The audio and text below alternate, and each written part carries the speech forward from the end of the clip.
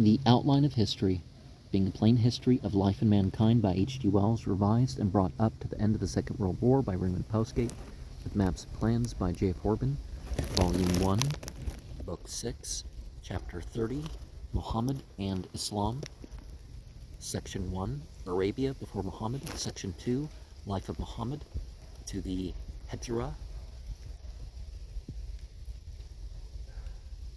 I'm recording this in 1446. It'll be 1447 when this is released. Section 3, Muhammad becomes a fighting prophet. If we look at the accounts of all 43 Ghazawat, the 165 jihad verses, and, the associated teachings, there's no such thing in Islam as wars of conquest. There's no forced conversion.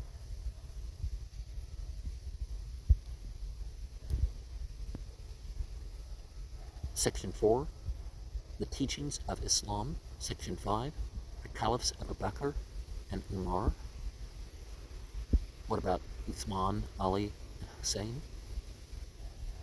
Section 6, the great days of the Umayyads. Some say 1,000 months of tyranny of Muawiyah. Section 7, the decay of Islam under the Abbasids. Well, Islam survives just fine, but the political power broke up. Section 8, Arabic culture. Section 9, Arabic art. Section 1, we have already described how in 628 the courts of Heraclius of Kavad and of Pai Tsum were visited by Arab envoys sent from a certain Muhammad, the prophet of God, at the small trading town of Medina, formerly known as Yathrib, in Arabia. We must tell now who this prophet was, who had arisen among the nomads and traders of the Arabian desert. From time immemorial, Arabia, except for the fertile strip of the Yemen to the south, had been a land of nomads, the headquarters and land of origin of the Semitic peoples. From Arabia, at various times, waves of these nomads had drifted north, east, and west into the early civilizations of Egypt, the Mediterranean coast, and Mesopotamia. We have noted in this history how the Sumerians were swamped and overcome by such Semitic waves, how the Semitic Phoenicians and Canaanites established themselves along the eastern shores of the Mediterranean, how Semitic peoples had adopted a settled life in Babylonia and Assyria, how the Hyksos conquered Egypt, how the Arameans established themselves in Syria with Damascus as their capital, and how the Hebrews partly conquered the Promised Land.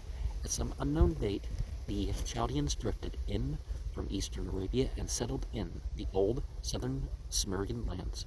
With each invasion, first this and then that section of the Semitic peoples comes into history, but each of such swarmings still leaves a tribal nucleus behind to supply fresh invasions in the future.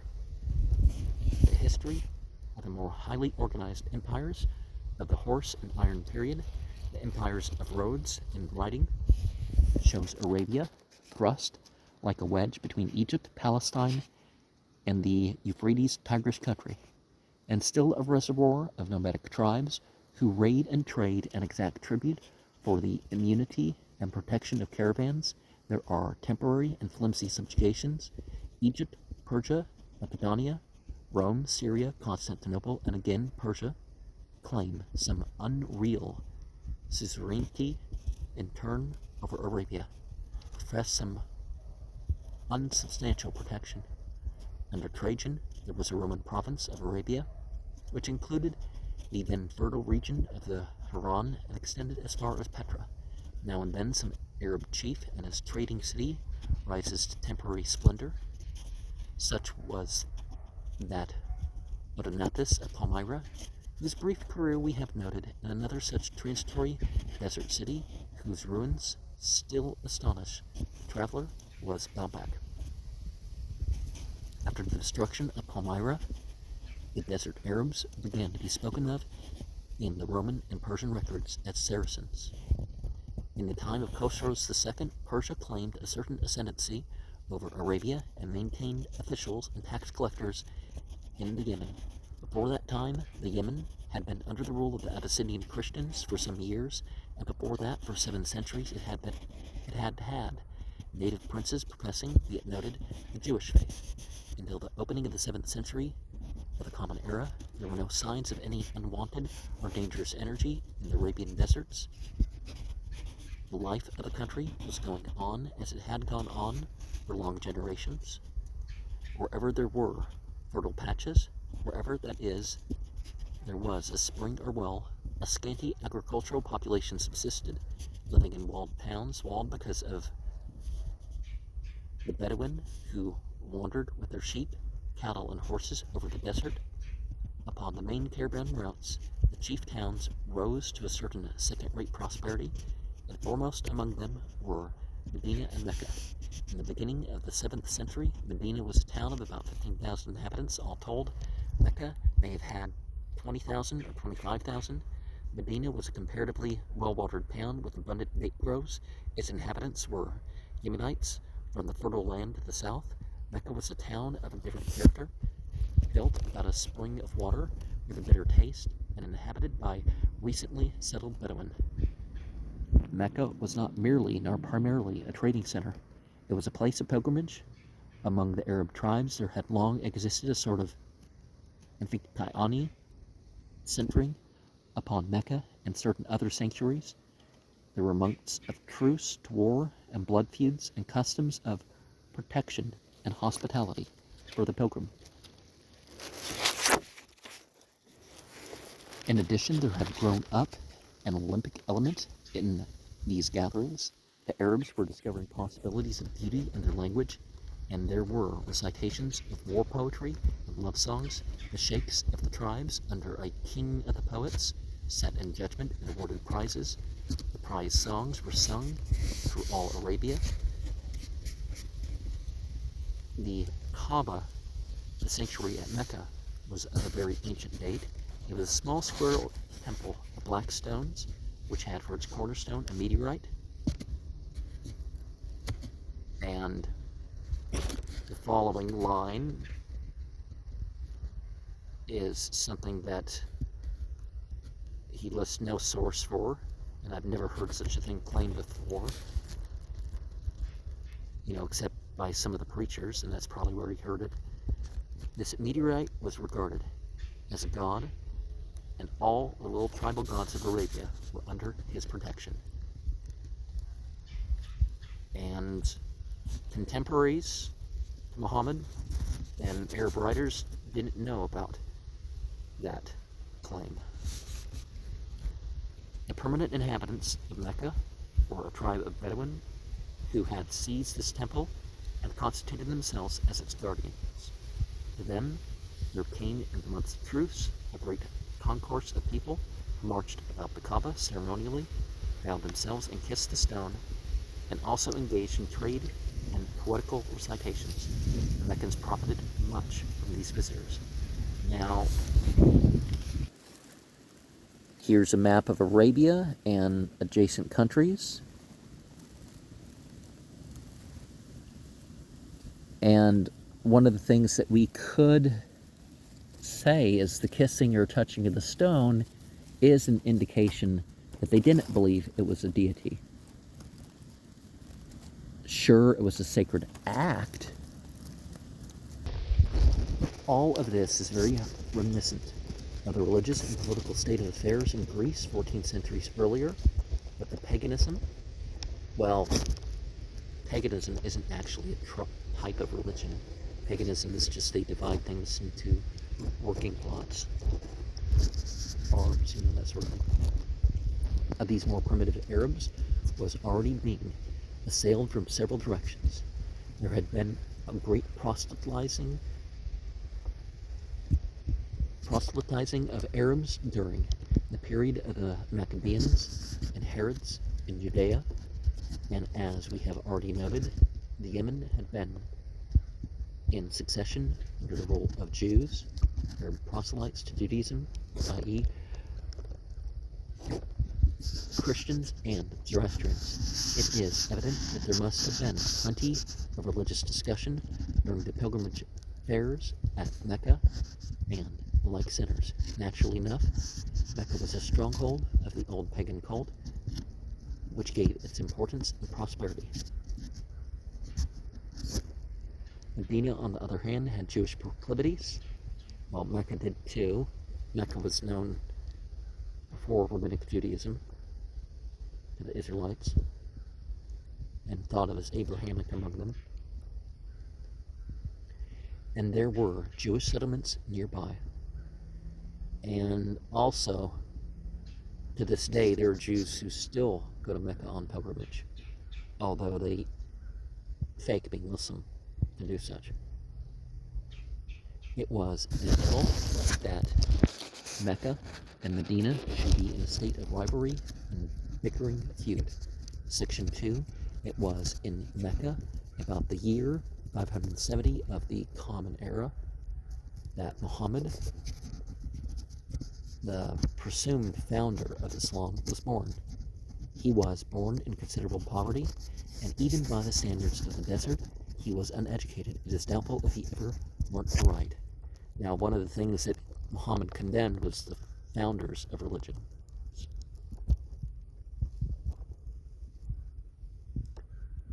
Because a prophet's not a founder of a religion. That's founders of religion are scam artists, one way or another. The prophets just have revealed in terms of time and place. He was, for some years, a shepherd's boy. Then he became the servant of a certain Khadijah, the widow of a rich merchant. Probably he had to look after her camels or help in her trading operations, and he is said to have traveled with caravans to the Yemen and to Syria. He does not seem to have been a very useful trader. Of course, he was known as an honest and good businessman, but he had the good fortune to find favor in the lady's eyes, and she married him, the great annoyance of her family. Now, I also don't remember anything about that. He was then only 25 years old. It is uncertain if his wife was much older, though tradition declares she was 40. After the marriage, she probably made no more long journeys. There were several children, one of whom was named Abdulmanaf, that is to say, the servant of the Meccan god Manaf, which demonstrates that at that time Muhammad had made no religious discoveries. Well, Muhammad wasn't known for pursuing anything, so anything about gender or limit to divinity or polytheism, he wouldn't have said anything in support. And even his enemies agreed, but over time Christians and others have made up stories to include him there. So if there's anything wrong with Manaf as a name, I don't. Sometimes you don't know which Arabic word we're looking at. Because a lot of people like to divide the concept of divinity. It's like you can worship Al-Wadud without thinking of some strong man or some voluptuous woman form or any of the other things that people attribute to one name of God, and they divide it into different things, and Until he was 40, he did indeed live a particularly undistinguished life in Mecca as the husband of a prosperous wife.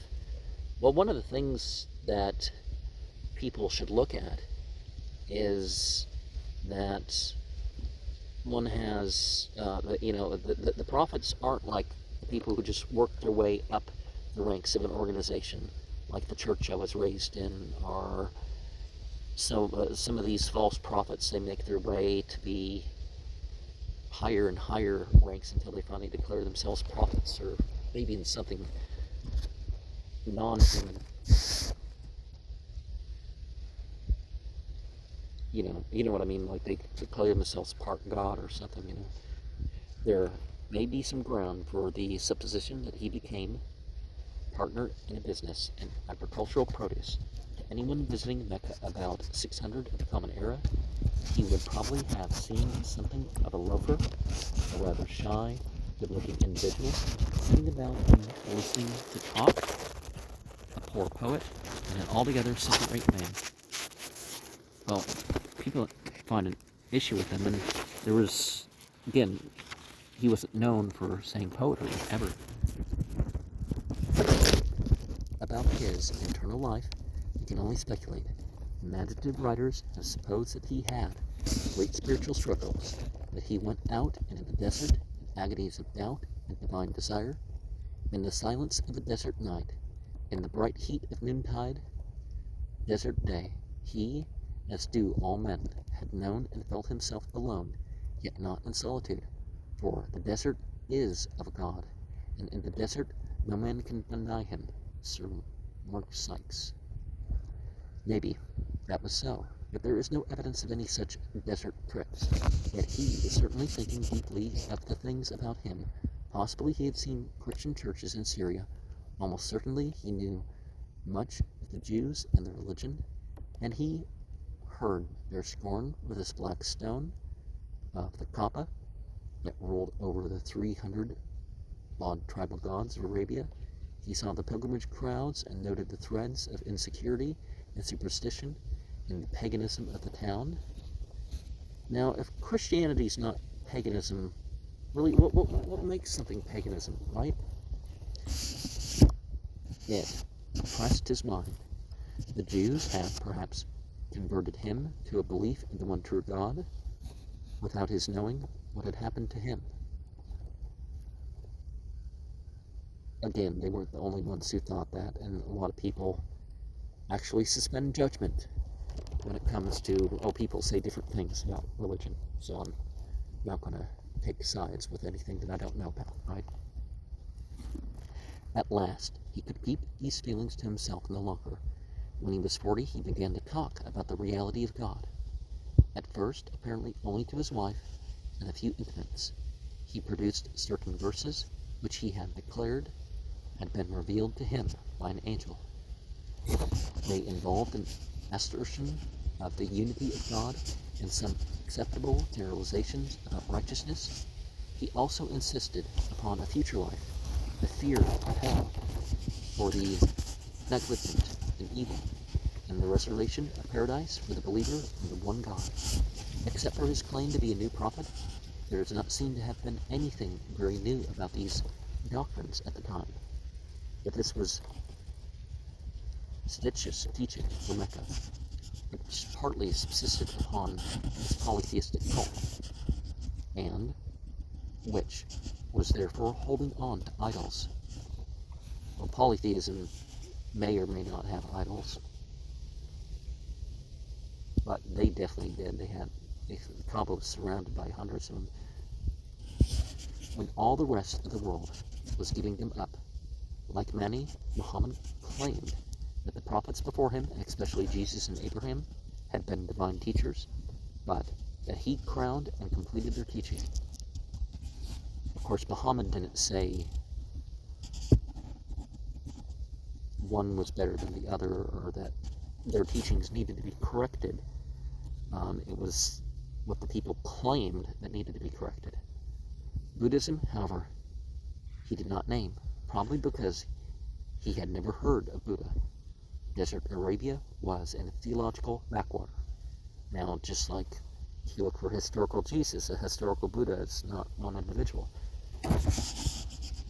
For some years, the new religion was the secret of a small group of simple people: Khadija, the prophet's wife; Ali, an adopted son; Zayd, a slave; and Abu Bakr, a friend and admirer.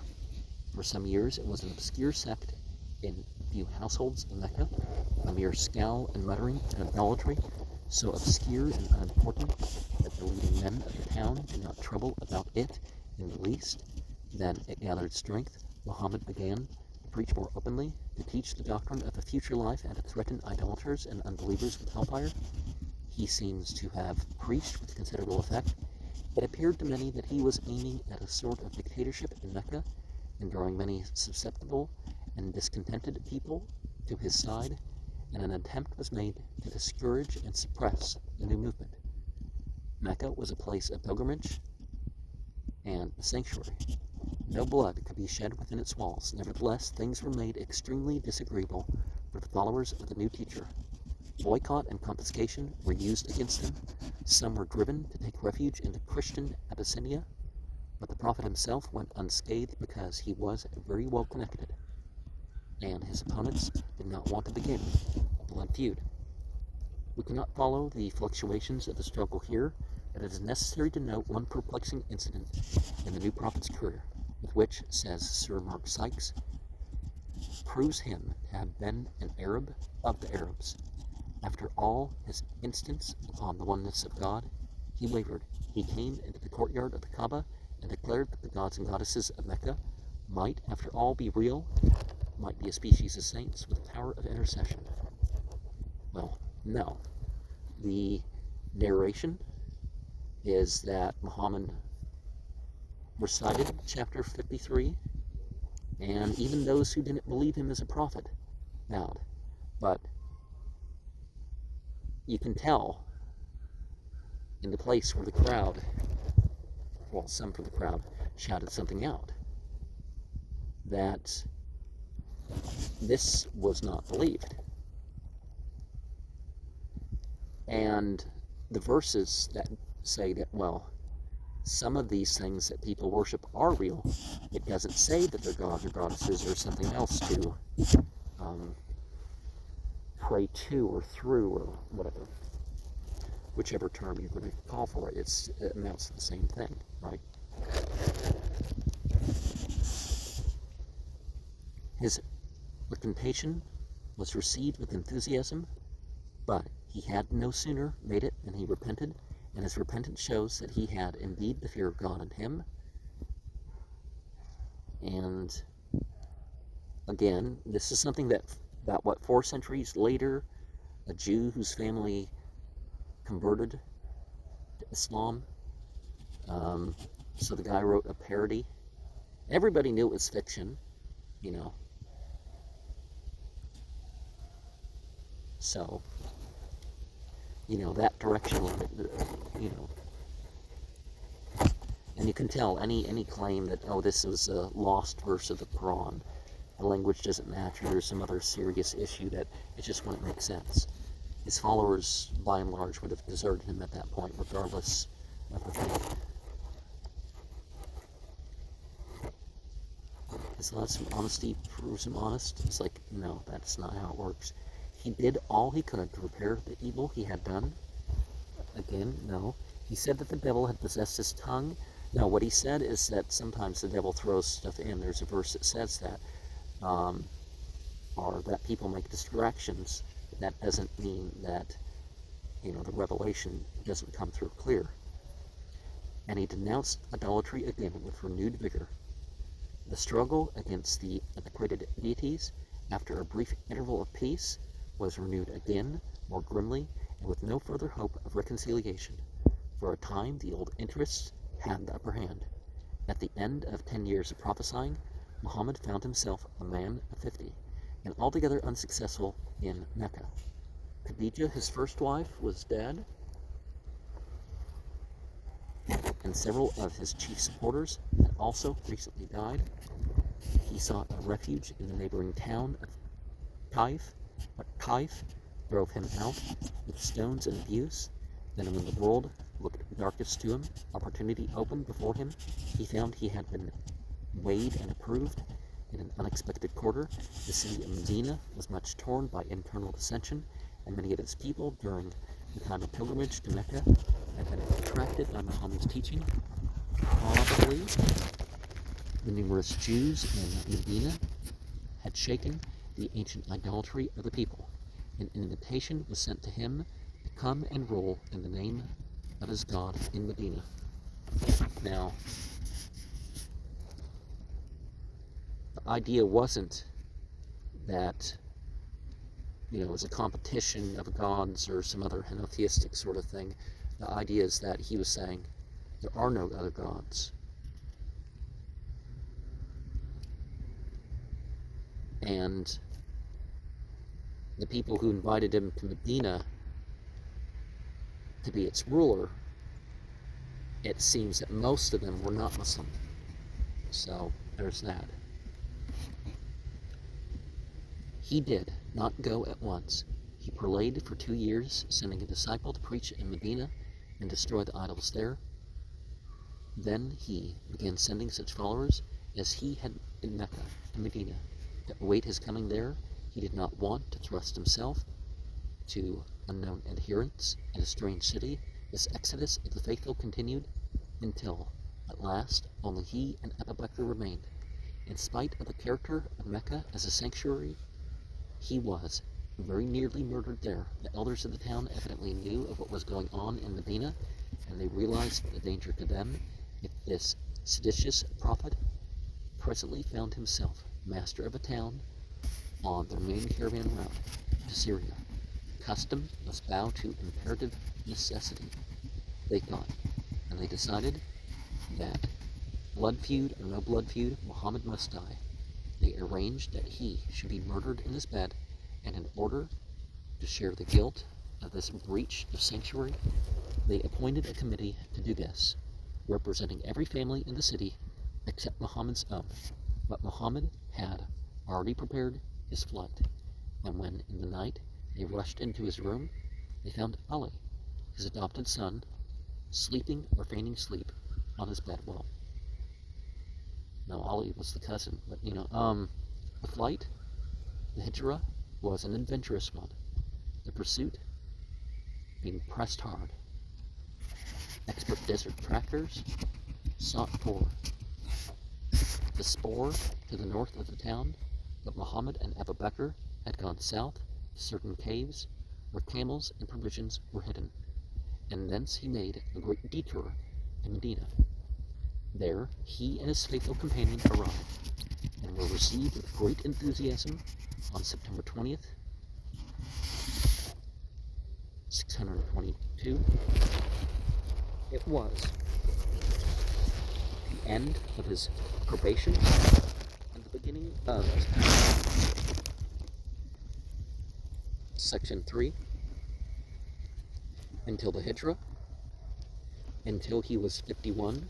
The character of the founder of Islam is a matter of speculation and dispute. Well, there are some very good narrations as far as their historicity that are generally ignored by people who write books like this, or at least used to be ignored at the period of 100 years ago. Thereafter, he is in the light.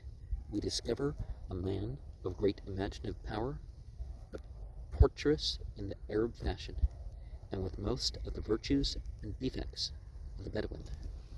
Now, people say stuff like this, but they can't mention the defects. The opening of his reign was very Bedouin.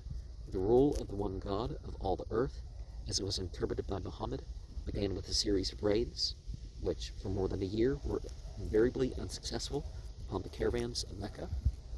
Well, there were no raids for just goods. Their stuff was taken. So they were taking from those who had taken away their homes and livelihood and stuff like this. It's not the same thing.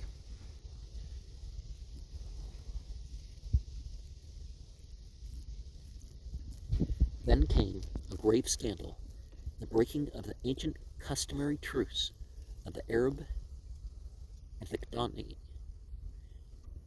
in the sacred month of Rahab, so the 7th month of the year. The party of Muslimin, in this season of profound peace, treacherously attacked a small caravan and killed a man. It was their only success, and they did it by the order of the Prophet. No. There were other successes, and it wasn't any unprovoked attack or breaking the on them. Presently came a battle. A force of 700 men had come out from Mecca to convoy home another caravan, and they encountered a large raiding party of 300 There was a fight, the Battle of Badr, and the Meccans got the worst of it. There was also blockades of goods too, so there was shortages and stuff that were produced for the people of Medina. They lost about 50 or 60 killed and as many wounded. Muhammad returned in triumph to Medina and was inspired by Allah and this success to order the assassination of a number of his opponents among the Jews in the town who had treated his prophetic claims with disagreeable levity. And Khaybar and Khandaq had nothing to do with religious differences. There were wars supported, that sort of thing. Like nowadays we hear about people so-called mistreated that end up being, oh wait, you're a arms dealer? You're, a lobbyist for a terrorist organization, that sort of stuff. So, different thing, right? But it's presented like there's some sort of anti-Jewish fervor amongst the Islamic society, and that's not true.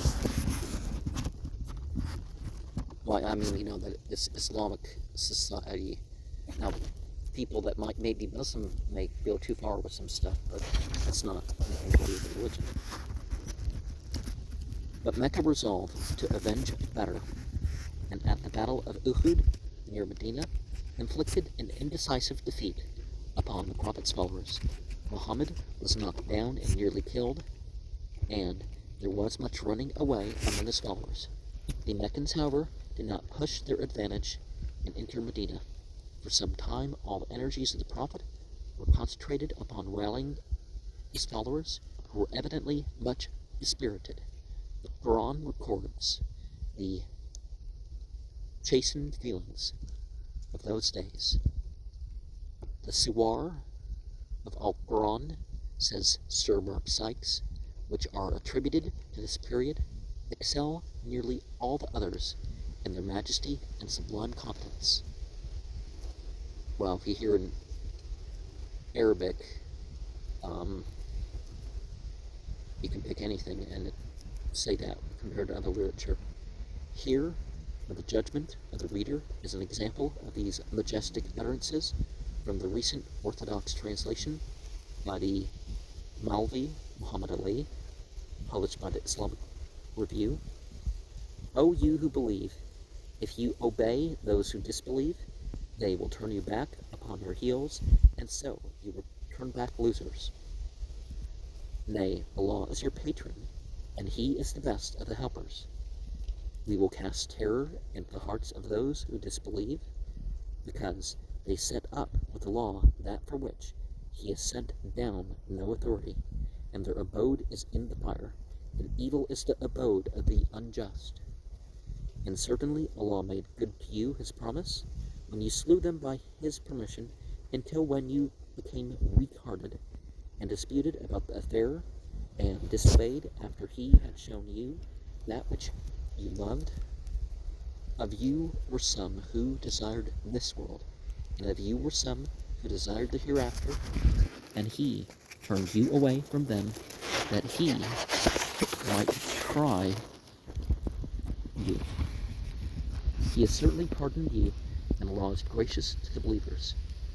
When you ran off impetuously and did not wait for anyone, and the apostle was calling you from your rear, so He gave you another sorrow instead of your sorrow, so that you might not grieve at what had escaped you, nor at what befell you, and Allah is aware of what you do. Then after sorrow He sent down security upon you, the calm coming upon a party of you, and there was another party whom their souls had rendered anxious. They entertained about Allah thoughts of ignorance quite unjustly, saying, we have no hand in this affair. Surely the affair is wholly in the hands of Allah. They conceal within their souls what they would not reveal to you. They say, had we had any hand in the affair, we would not have been slain here. Say, had you remained in your houses, those for whom slaughter was ordained would certainly have gone forth to the places where they would be slain, and that Allah might test what was in our breasts, and that He might purge what was in your hearts. And Allah knows what is in the breasts. As for those of you who turned back on the day when the two armies met, only the devil sought to cause them to make a slip on account of some deeds they had done, and certainly Allah has pardoned them. Surely Allah is forgiving, forbearing.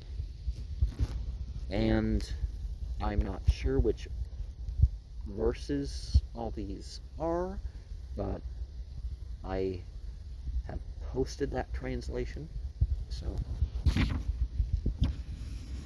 and conclusive hostilities continued for some years, and at last Mecca made a crowning effort to stamp out for good and all the growing power of Medina. So again, the Mecca side keeps violating their agreement. A mixed force of no fewer than 10,000 men was scrapped together, an enormous force for the time and country. It was, of course, an entirely undisciplined force of footmen, horsemen, and camel riders, and it was prepared for nothing but the usual desert scrimmage. Bows, spears, and swords were its only weapons. When at last it arrived amidst a vast cloud of dust, in sight of the hovels and houses of Medina, instead of a smaller force of the same kind drawn up for battle, as it had expected, it found a new and entirely disconcerting phenomenon: a trench and a wall. Assisted by a Persian convert, Muhammad had entrenched himself in Medina. This trench struck Bedouin miscellany as one of the most unsportsmanlike things that had ever been known in the history of the world. They wrote about the place, they shouted their opinion of the whole business to the besieged, they discharged a few arrows, and at last encamped to argue about this amazing outrage. They could arrive at no decision. Muhammad would not come out, the rains began to fall, the tents of the allies got wet, and the cooking difficult. Views became divergent, and tempers gave way, and at last the great host dwindled again into its constituent parts without ever having given battle.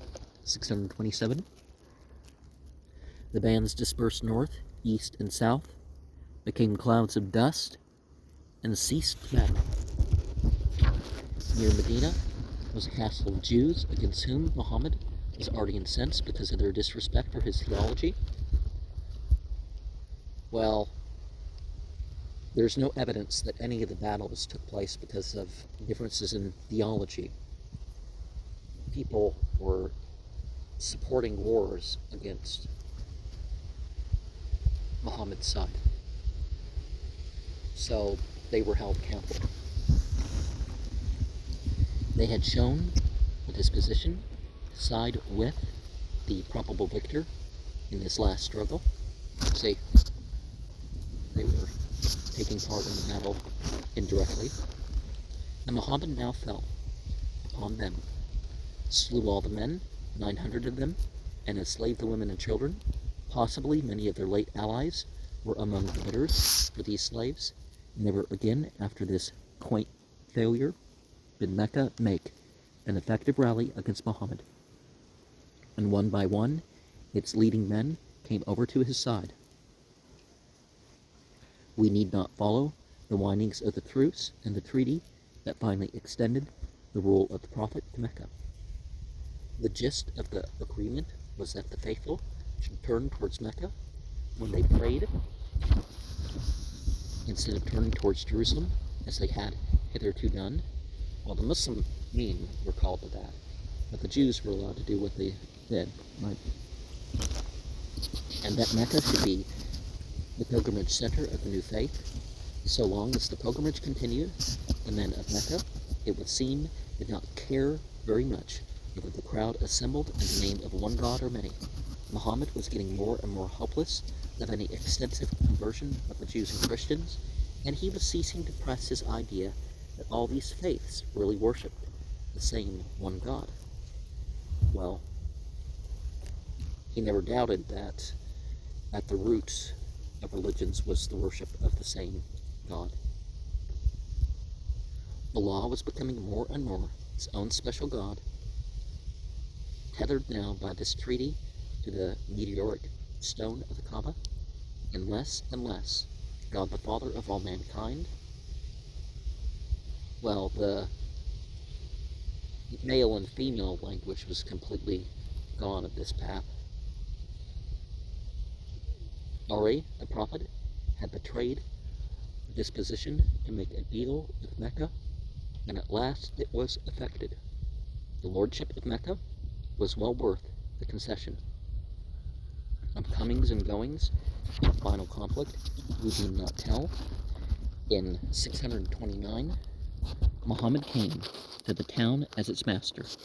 The image of Manaf, the god after whom he had once named his son, was smashed under his feet as he entered the Kaaba. And again, the thing about him naming his son as a sign of disbelief, no. And what name were they using, right? What's the actual Arabic that he's, or is it just one of those stories that appear later and they're not even, thereafter? His power extended. There were battles, treacheries, massacres, but on the whole he prevailed until he was master of all Arabia. So constantly he was being fought. So it's not like, oh, these people won't convert, so we need to fight them, Until he was master of all Arabia, and when he was master of all Arabia in 632, at the age of 62, he died. Throughout the concluding 11 years of his life, after the Hijrah, there is little to distinguish the general conduct of Muhammad from that of any other welder of peoples into a monarchy. Well, there's actually a lot. The chief difference is in his use of a religion of his own creation as his cement. Well, he didn't seem to put any ancestor or nation above any other, which was quite odd, right? He was diplomatic, treacherous, ruthless, or compromising as the occasion required, and as any other Arab king might have been in his place, and there was singularly little spirituality in his kingship. No, there was a whole lot. That was the whole point. That's why where most of it's remembered is that it was morals, not ethics, that he was getting people to focus on. And there was never any indication of treachery. If a treaty was broken, he's like, well, the treaty's broken, so we have to react against that. That's not treachery. That's throwing back the broken agreement on the people who broke it. Nor was his domestic life during the time of power and freedom one of exceptional edification. Until the death of Khadijah, when he was 50, he seems to have been the honest husband of one wife, but then, as many men do in their declining years, he developed a disagreeably strong interest in women, and he had treaties and that sort of thing through his marriages, and he was faithful to whatever the number of wives he had, so it wasn't that he was causing problems with that. There's more regulations, you could say, in Islam that make a person a good husband to one wife, or a handful of wives. It doesn't matter whether it's one or four. All are treated justly. So, and most of the world, the women tend to agree. Would you rather be the second or third or fourth wife of of a good man or a man that's going to mistreat you and be the only wife, you know. Now, some people, you know, again, that's their decision. If they don't want to be a second wife or whatever, but, you know, in general, this is what the sociologists find. He married 2 wives after the death of Khadijah, one being the young Aisha, who became and remained his favorite and most influential partner. There's a lot of controversy about that because of one narrator that forgot the Arabic word for 10 in the middle of that. And, you know, when you say 19, you say 10 and 9. So, and some of the details in Bukhari prove that she could have been a preteen. And narrations in Quranic verses, again, prove that he wasn't. But then again, in America doesn't require puberty, and there's people under 12 that are married in at least 2 states. So who are they to criticize? But again, you know, the Quran and the teachings of Muhammad, and Muhammad said, hey, I can't justify, you know, her moving in when she was 9. There is narration that would be agreed upon about that, not just the weak narrations from the one guy that everything after he got old and moved, I forget whether he moved and got old or whatever, but after this guy's move, is the only person that these narrations go through. There's narrations other than that she moved in, that it was arranged before that, but people don't understand that in most of the world, you can arrange marriages even before birth. It doesn't mean that, you know, what people are going to say. Became remained his favorite and most influential partner. And subsequently, you know, because more of the sayings of Muhammad are learned through Aisha than any other of his wives. And subsequently, a number of other women, wives and concubines, were added to his establishment. Well, a lot of what we talk about in old times of concubines is not the same thing. There's wives and wives, you know. But there was a special allowance for Muhammad to have more than 4. Because a lot of people would fake it, right? They'd fake being able to handle more than 4 or whatever. So it needed to be dealt with so that people, you know, that the rights were upheld, were added to his establishment. This led to much trouble and confusion, and in spite of many special and very helpful revelations on the part of Allah, these complications still require much explanation and argument from the faithful. So, family life wasn't always easy. This is the case whether you have 1 wife and no kids, or a few wives and 10 kids or something. It's, you know, just what happens, right? There was, for example, a scandal about Aisha. She was left behind on one occasion when the howdah and the camel went on, and she was looking for her necklace among the bushes, and so Allah had to intervene with some heat and denounce her slanderers. Allah also had to speak very plainly about the general craving among this household of women for this world's life and its ornamenture and for finery. Then there was much discussion because the Prophet first married his young cousin Zainab to his adopted Zayd, and afterwards, when Zayd had accomplished his want of her, the Prophet took her and married her. But as the inspired book makes clear, well, revealed, but inspired is different than like the people who say, well, as a good Christian, I'm going to write this letter or gospel or whatever. It's, you know, it's a deeper thing than that. Only in order to show the difference between an adopted son and a real son, you know, because it's different being a guardian, and in Islam, you don't adopt. So it's not like you rename the kid and, you know.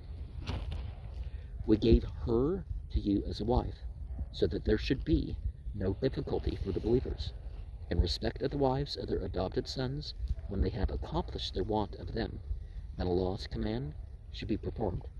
Yet surely a simple statement in Al-Quran should have sufficed without this excessively practical demonstration. There was, moreover, a mutiny in the harem on account of the undue favors shown by the Prophet to an Egyptian concubine, who had borne him a boy for whom he had a great affection, since none of Khadijah's sons had survived. These domestic troubles mingle inextricably with our impressions of the prophet's personality.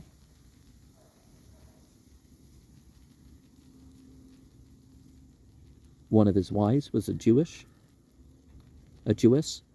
Safiya, whom he had married on the evening of the battle, in which her husband had been captured and executed. Well, it doesn't mean that the waiting period was not observed. Again, people look at things a little bit piecemeal and, make issues of stuff because they don't remember the rest of the story. He viewed the captured women at the end of the day, and she found favor in his eyes and was taken to his tent. These are salient facts in these last 11 years of Muhammad's career, because he, too, founded a great religion. There are those who write of this evidently lustful and rather shifty leader as though he were a man to put beside Jesus of Nazareth, or Gautama, or Mani. Well, what the Bible says, Jesus turned over those temples and the tables in the temple and all that sort of stuff. But Muhammad is talked about more historically as a miracle worker, and more historically as, good character. So it's not like, but it is surely manifest that he was a being of commoner clay. He was vain, egotistical, tyrannous, and a self-deceiver. Well, what's the proof of any of those things? And it would throw all our history out of proportion if, out of an insincere deference to the possible Muslim reader, we were to present him in any other light. Well, again, no example is made of these. These are just presented terms with no support. Yet, unless we balance it, this instance upon his vanity, egotism, and self-deception, and hot desire does not complete the justice of the case. We must not swing across from the repudiation of the extravagant pretensions of the faithful to an equally extravagant condemnation. Can a man who has no good qualities hold a friend? Because those who knew Muhammad best believed in him most. Khadijah, for all her days, believed in him, but she may have been a bondwoman. Abu Bakr is a better witness, and he never wavered in his devotion, and never accused Muhammad of any of these things that we're mentioning here. Abu Bakr believed in the Prophet, and it's very hard for anyone who reads the history of these times not to believe in Abu Bakr. Ali again risked his life for the Prophet in his darkest days. Muhammad was no impostor at any rate, though. At times, his vanity made him behave as though Allah was at his beck and call, and as if his thoughts were necessarily God's thoughts. Well, the Prophet aligns, but the people, confuse you, thinking that, when Muhammad decided to eat this much food at the dinner table, or had a craving for squash, it was because God told it. But that's not what the narration says. So some people have come up with weird things like that. He said, bring me 7 leaves this time and 3 tumblers of water. I'm going to take a full bath afterwards. Like he didn't know how to eat or use the restroom or anything like that before he was a prophet. The principles,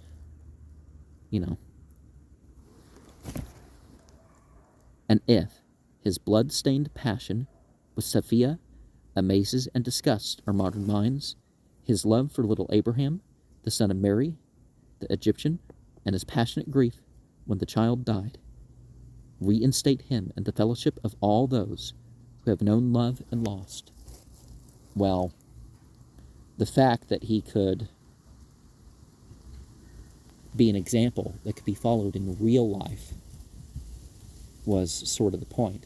That's why we needed a new prophet, right? Because they made Jesus into somebody you couldn't follow, and that sort of stuff. He smoothed the earth over the little grave with his own hands. This eases the afflicted heart, he said. Though it neither profits nor injures the dead, yet it is a comfort to the living. Section 4. But the personal quality of Muhammad is one thing, and the quality of Islam, the religion he founded, is quite another. Well, his character was Islamic, so, you don't have to dress like an Arab or eat like an Arab to follow the teachings. Muhammad was not pitted against Jesus or Many, and his relative stature is only a very secondary question for us. It is Islam which was pitted against the corrupted Christianity of the 7th century and against the decaying tradition of the Zoroastrian Magi, because everybody was going to be able to perform their own rituals, not just some hired priest or something, with which the historian has the greatest concern, and whether it was, though, its prophet, or whether it was in spite of its prophet, well, conservatives and liberals can kind of take away things and add things, and through certain accidents in its origin and certain qualities of the desert from which it sprang, there can be no denying that Islam possesses many fine and noble attributes. It is not always through sublime persons that great things come into human life. It is the folly of the simple disciple which demands miraculous frippery on the majesty of truth and immaculate conceptions for righteousness. A year before his death, at the end of the 10th year of the Hijrah, Muhammad made his last pilgrimage from Medina to Mecca. He made then a great sermon to his people, of which the tradition is as follows. There are, of course, disputes as to the authenticity of the words. Well, there's the part that it said he said 3 times, but perhaps he said each of those options 3 times, But there's hundreds of narrators that narrate about the 2 things. But there can be no dispute that the world of Islam, a world still of 300 million people, now it's about 2 billion, receives them to this day as its rule of life, and to a great extent observes it. The reader will note that the first paragraph sweeps away all plunder and blood feuds among the followers of Islam. The last makes the believing Negro the equal of the Caliph. They may not be sublime words, as certain utterances of Jesus of Nazareth are sublime. Well, the fact they were more applicable, why not? But they established in the world a great tradition of dignified fair dealing. Now, if they were labeled as the teachings of Jesus and people didn't know and they were taught in church, what church would, miss it, right? They breathe a spirit of generosity. Now, someone would ask what part of the Bible it's from afterwards, and they are human and workable. They created a society more free from widespread cruelty and a social oppression than any society that had ever been in the world before. So, yeah. As much as the early generations had their problems, what modern country has stood out so much against oppression and stuff? Ye people, hearken to my words, for I know not whether after this year I shall ever be amongst you here again. Your lives and property are sacred and inviolable amongst one another until the end of time. The Lord hath ordained to every man the share of his inheritance. A testament is not lawful to the prejudice of errors. The child belongeth to the parent, and the violator of wedlock shall be stoned. Okay, well, that's parts, not the second part of that bit. The violator of wedlock shall be stoned isn't agreed on. Whoever claimeth falsely another for his father, or another for his master, the curse of God and the angels and of all mankind shall rest upon him. You know, the Quranic punishment for adultery is not stoning to death. So, ye people, ye have rights demandable of your wives, and they have rights demandable of you. Upon them it is incumbent not to violate their conjugal faith, nor commit any act of open impropriety, which things, if they do, ye have authority to shut them up in separate apartments, and to beat them with stripes, yet not severely. I feel like they're adding things in here, because I've seen different versions. But if they refrain therefrom, clothe them and feed them suitably, and treat your women well, for they are with you as captives and prisoners. Well, they're in your fortress. You know, they're under your protection. Maybe they're just playing fast and loose with the translation and throwing some explanatory words in. They have not power over anything as regards themselves. Well, they're responsible for their own decisions, and ye have verily taken them on the security of God, and have made their persons lawful unto you by the words of God. And your slaves, see that ye feed them with such food as ye eat yourselves, and clothe them with the stuff ye wear. And if they commit a fault with which ye are not inclined to forgive, then sell them, for they are the servants of the Lord, and are not to be tormented. Is it Lord? Is it Rabbana? Or is it God? Allah? You know, the singular and definitive term for God. So slaves, there's no abuse of slaves in the Islamic system. And there's no wars for slaves, by the way. The curse of God is upon those who fight to capture slaves. You know, it's one of those unfall things. You fight in self-defense, and if there's POWs, you know. Ye people, hearken to my speech, and comprehend the saying. Know that every Muslim is the brother of every other Muslim. All of you are on the same equality. Okay, I guess we're not going to get into the two things, but yeah, this speech is a lot more profound when you hear the whole thing without some of the twist. But he says he's going to leave two things, you know, the Book of God and his tradition or sayings.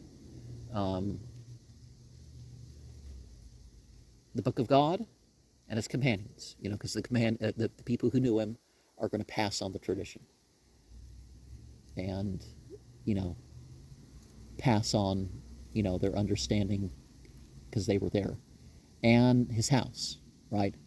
So it could have been he said all three, but some say he said one of those 3 times. It amounts to the same thing either way, though. So the revelation and the inspiration is being passed on. And it doesn't mean that the companions or the people of the house are continuing to receive the prophetic direct, you know, authority for their interpretation in that way. But some are innocent and some aren't, you know. I don't know how to describe that succinctly, but I think you get the idea. This instance upon kindliness and consideration in the daily life is one of the main virtues of Islam, but it is not the only one. Equally important is the uncompromising monotheism, void of any Jewish exclusiveness, which is sustained by Al-Quran. Islam from the outset was fairly proof against the theological elaborations that have perplexed and divided Christianity and smothered the spirit of Jesus, and its third source of strength has been in the meticulous prescription of methods of prayer and worship, and its clear statement of the limited and conventional significance of the importance ascribed to Mecca. All sacrifice was barred to the faithful. No loophole was left for the sacrificial priest of the old dispensation to come back into the new faith. So, you just tried to figure out who knew more Quran or that sort of stuff and had them lead the prayer. Not, there wasn't some ordained group that you hired to lead.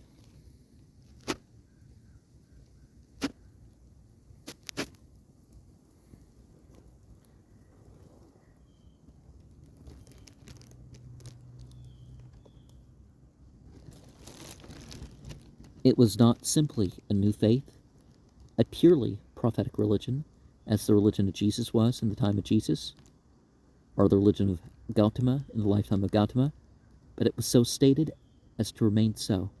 Islam to this day has learned doctors, teachers, and preachers, but it has no priests. Well, everybody a priest and priestess, so, It was full of the spirit of kindliness, generosity, and brotherhood. It was a simple and understandable religion. It was instinct with the chivalrous sentiment of the desert. By chivalry, they mean, that those with power are meant to serve with their ability. And it made its appeal straight to the commonest instincts and the composition of the ordinary men. Against it were pitted Judaism, which had made a racial horde of God, Christianity, talking and preaching endlessly now of trinities, doctrines, and heresies no ordinary man could make head or tail of, and Mazdaism, the cult of the Zoroastrian Magi, who had inspired the crucifixion of Mani. Well, the issue was the professional priesthood took over, so,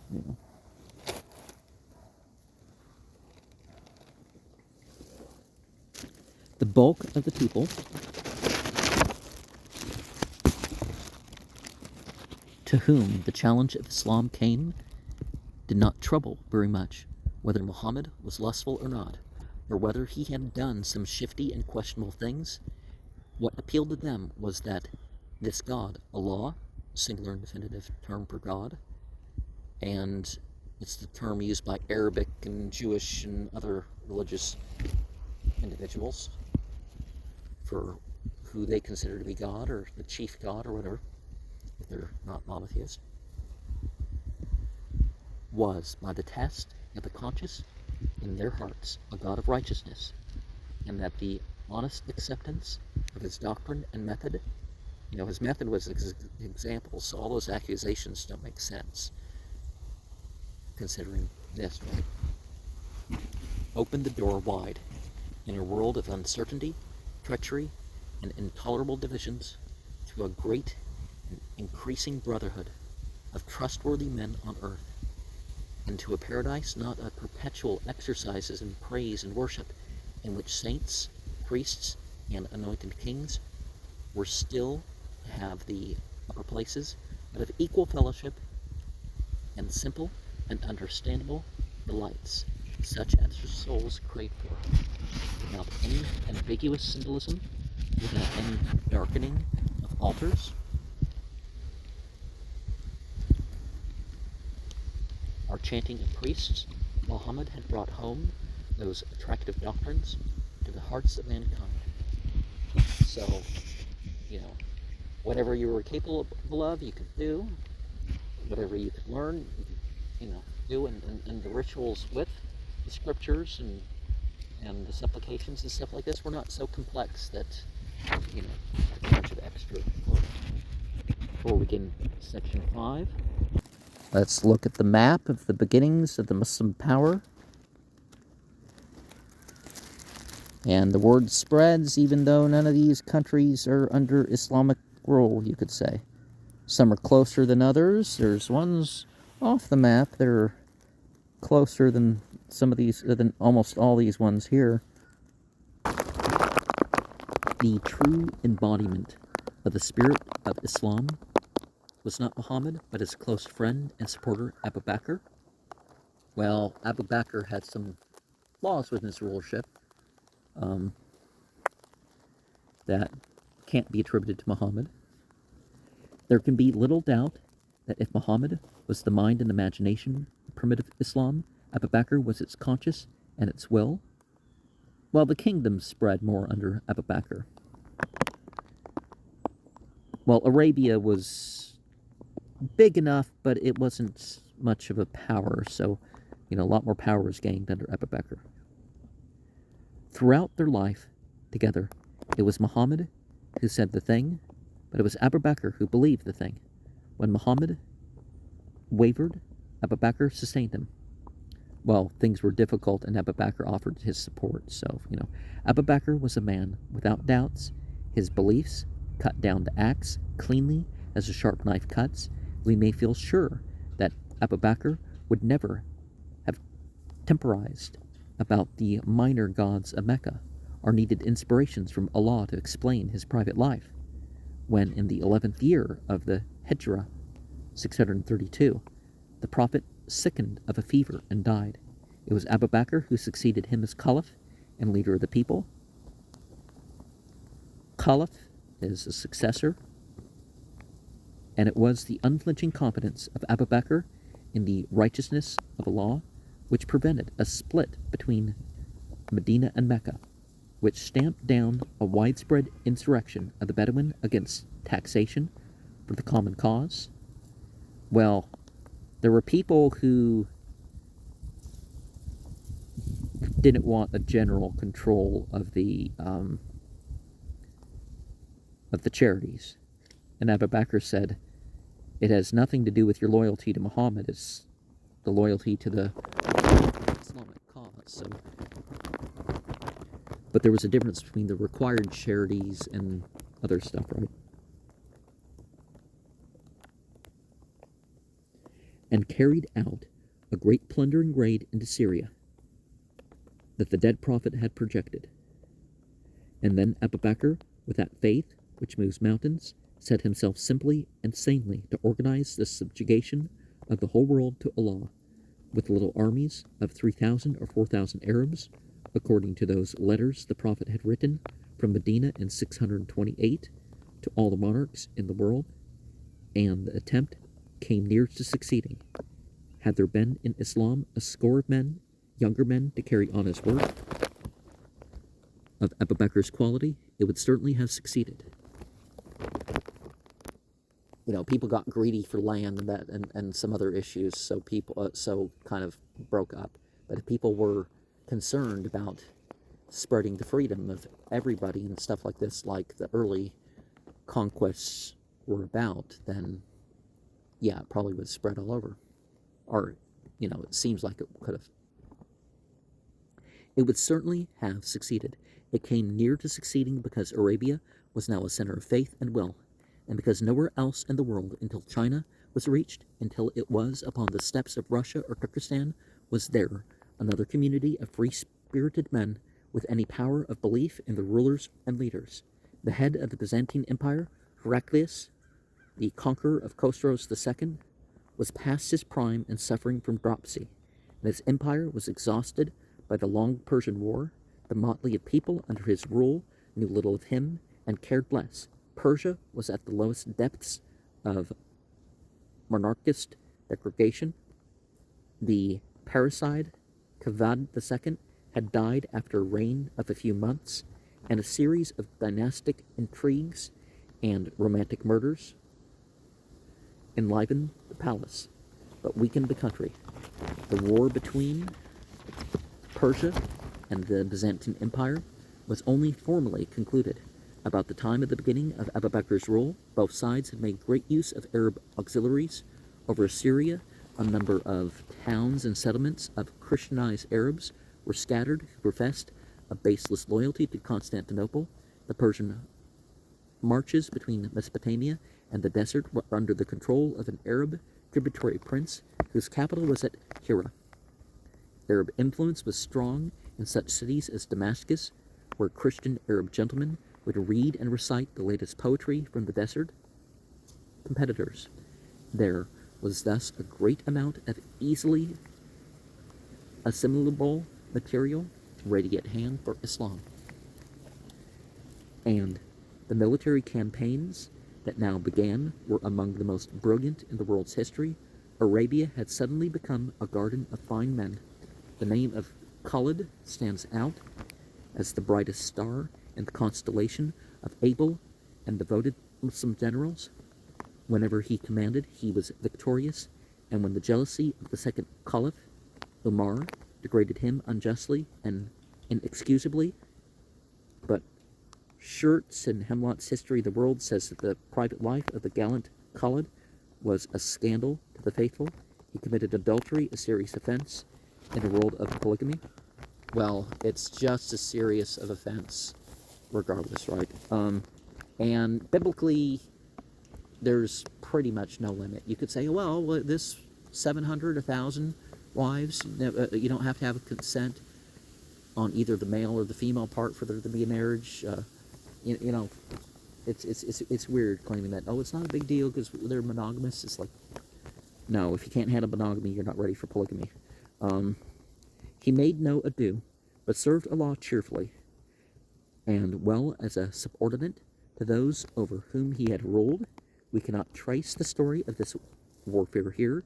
The Arab armies struck simultaneously at Byzantine Syria and the Persian frontier city of Hira, and everywhere they offered a choice of three alternatives: either pay tribute or confess the true God, and join us or die.